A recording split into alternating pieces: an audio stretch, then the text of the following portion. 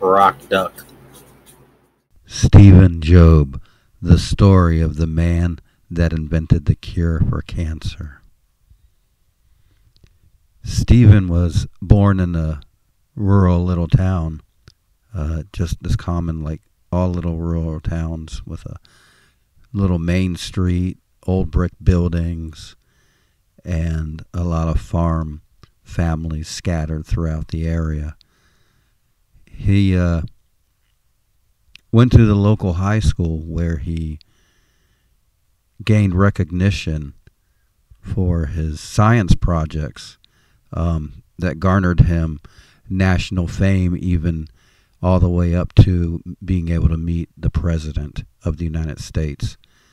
But I digress. Let's go back to his earlier childhood. When he was in kindergarten, early on, he showed a lot of aptitude towards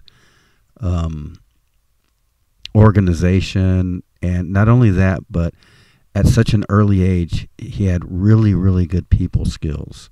And this is what the teachers noticed early on. It wasn't so much that he was a genius in and of itself when it came to, the tasks at hand, but when it came to his fellow classmates, they all followed his lead. They all admired him, and he led not just with an authoritative demeanor, but with a kindness that was felt, and one could not, be around this individual and feel the kindness and feel his heart and feel that he genuinely wanted to help with your issues at hand, that he wasn't just blowing smoke up your, he really wanted to help, and he listened. And think about that. At such an early age in kindergarten, most people that age don't listen. They're full of energy. They're full of jumping around. They want to tell you everything. They want to pull on, on mommy or daddy's coat strings and go, mama, mama, mama, right? He actually wanted to sit there and listen. And that carried out throughout his school years. And as he went into elementary school, he excelled and was able to skip a couple of years and get into high school early, which, that's not unknown for. A lot of people have been able to do that. And he didn't want to rush his high school years, as he was already younger than everyone else, and he wanted to enjoy his time, and he wanted to make friends, even though as hard as it was being much younger than everyone else.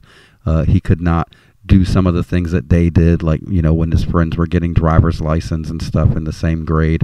He still had to wait until he could reach that age, and other things. And upon approaching graduation, he realized that everyone else was all going off onto their own endeavors, different colleges, different, Army, Navy, Air Force, Marines. Everyone had their own choices to go to, and he realized what really did life matter with the people you met when they're all disappearing and going their own way, except for the memories we keep and what you can give them intrinsically that stays with them. And his scientific background and his studies, like I said, in college, he won the science award, and he was able to meet the president.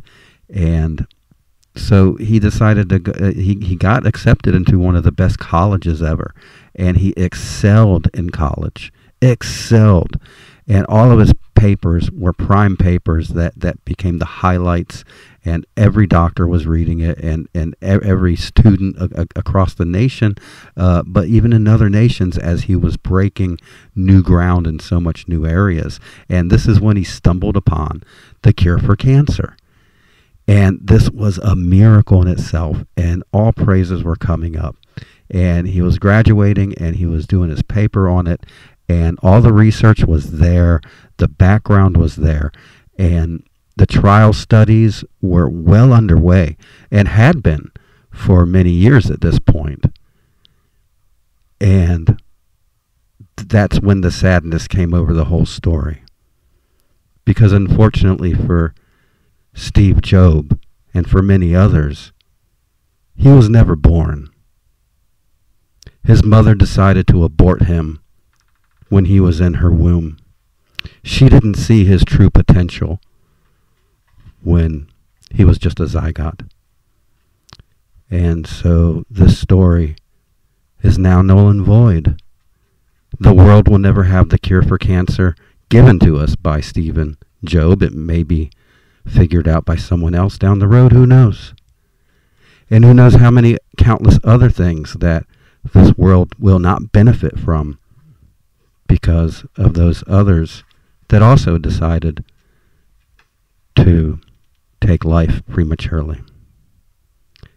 Thanks for listening to the story of Steve Job. If you like this, please subscribe to the channel and like the story as we have more stories to come. Thank you very much. If you would like to help stop mass murders and the genocide of the human race, then please head over to UnitedStatesNation.us and help pass mankind's most important legislation yet, the DNA Protection Act. Thank you.